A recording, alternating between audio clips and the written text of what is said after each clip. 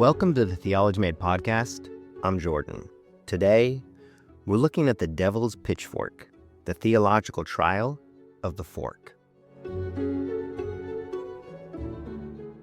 Imagine it's the year 1004. You were at the most prestigious wedding of the century. Giovanni Orsillo, the son of the Doge of Venice, is marrying Maria Argyropoulos, a Byzantine princess and the niece of the emperors Basil II and Constantine VIII. The hall was filled with the scent of roasted meats and expensive incense.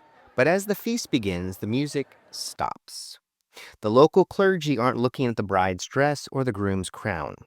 They're staring at her hand. Because Princess Maria has refused to touch her food.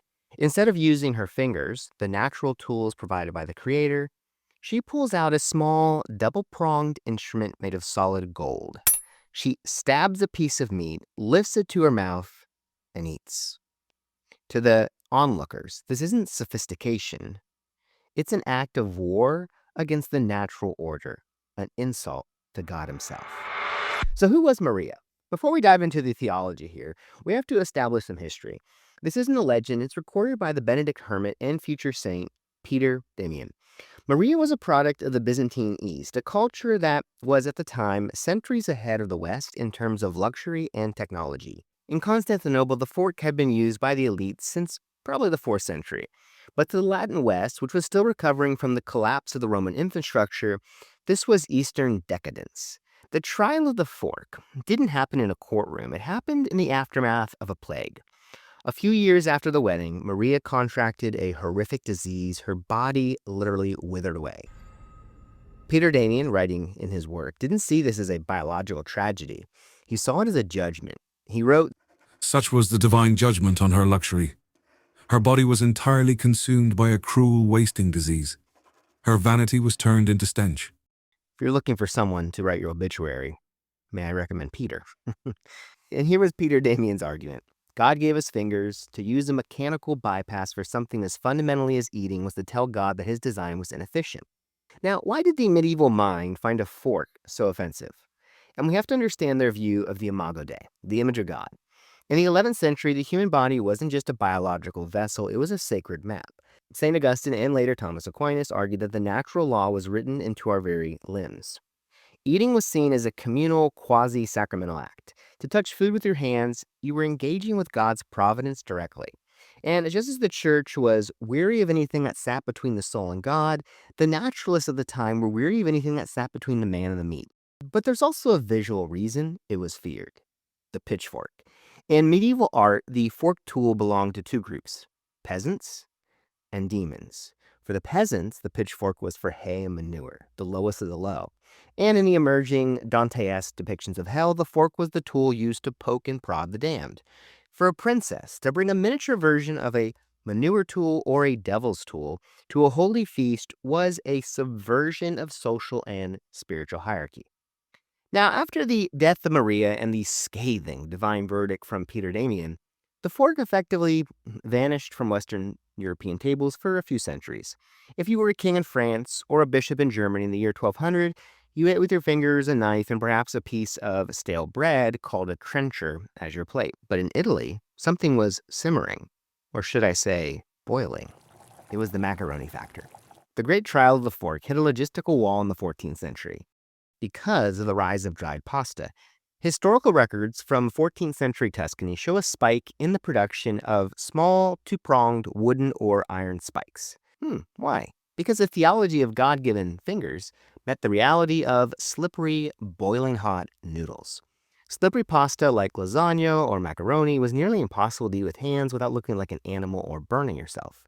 And this is where theology began to pivot. The church has a long-standing tradition. Natural law is great, but the order and decorum are also reflections of God's nature.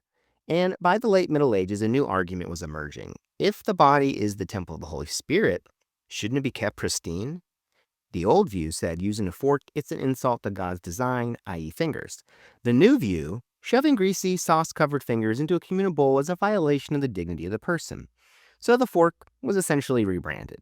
It wasn't a tool of vanity anymore, but a tool of discipline. To use a fork was to show control over the appetite, one of the 7 heavenly virtues. And the final battle of the fork happened in England. We have the venerable journals of a traveler named Thomas Korat. In 1608, he went to Italy, saw them using forks, and brought one back to London. When Korat pulled out his fork at an English dinner table, he was laughed out of the room. His friends called him furcifer, which was a Latin pun. It meant fork bearer. But it was also a slang term for a gallows bird or a criminal destined for the fork of the hangman. And the English resistance was rooted in a very specific Protestant theology of the time, anti-effeminacy. The English saw the fork as Italianate, code for Catholic or popish, and feminine. And to be a man of God in the 17th century was to be rugged. Just don't tell them about the way they dressed.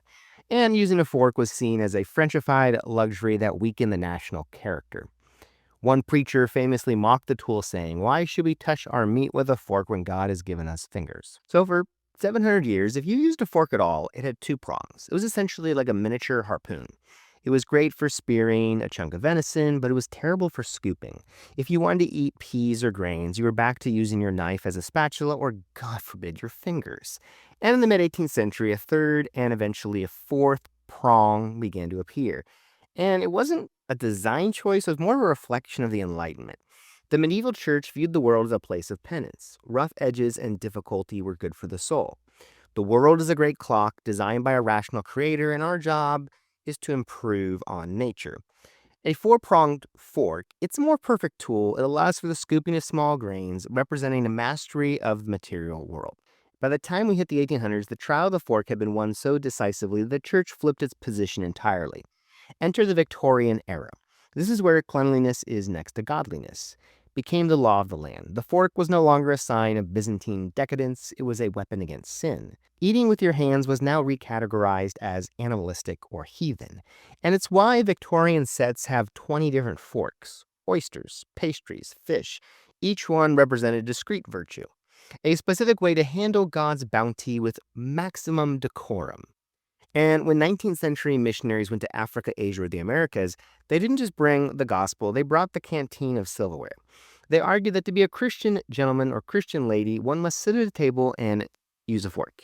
If you eat like a savage, using your hands, you think like a savage. Notice the irony.